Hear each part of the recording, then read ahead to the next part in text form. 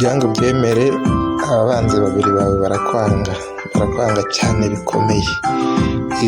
Muragendana, muhorana, ibikorwa byawe byinshi barabizi, ariko wabyanga wabyemera barakwanga cyane.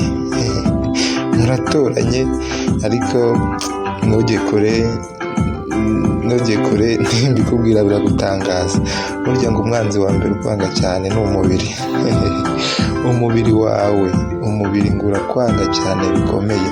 Impamvu kwanga, umubiri urabizi ko uzabura kandi ni uw'igihe gitoya, ariko ufunitse ubugingo kandi ubugingo bwo buzahoraho.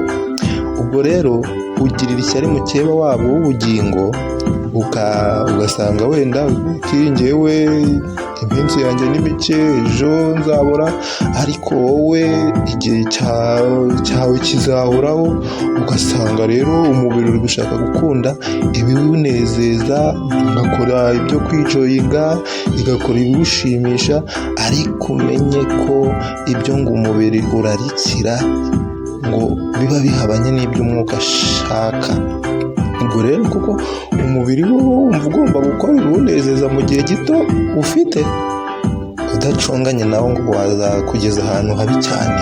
Ibi ngibi nibyo bishobora kukwereka ko umubiri wawe ukwanga, kuko niba udashobora kukwereka ibizatuma ubugingo buzabaho neza, ugashaka gukora ibiwushimisha, kandi bya bindi biwushimisha bizashyira ubugingo ahantu habi, iki ni cyo ushobora gushingiraho ubona ko burya umubiri wawe ukwanga.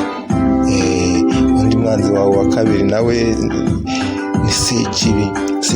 Ryo ni naryo zina rye, kandi ubundi ni nayo kamere ye, ariko impamvu atwanga yo ni impamvu ushobora kumva ko yumvikana cyane, kuko buriya yatangije urugamba mu ijuru, urugamba ntiyarutsinda, asanga umugabo yahanganaga nawe ni umugabo ukomeye cyane, aramufata amujugunya ku isi.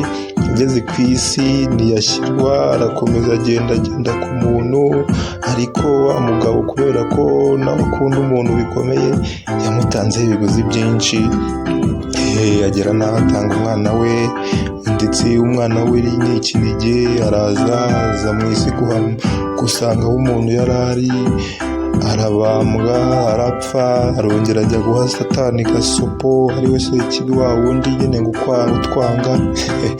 Arangije aravuga ati noneho we reka njye kugutegurira aho uzaba, ugumye aho, ariko nzajya nguha umufasha.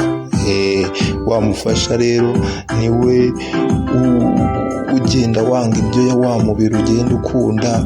Ubundi wa mubiri nawo kuko ubuzi ko igihe cyawe ari gitoya, udacunganye nawo wasanga hari ushobora gukorana na Satani. Wa mubiri ngo ukorana na Satani kuko wo uba uzabora, Satani akawukoresha akawushukashuka ati jya wikora ibyo kwishimisha, wijoyinge, winezeze, igihe cyawe ni gito. Mujye mucungana n'umubiri, mucungane na Sekibi, ngo ababanzi baratwanga cyane.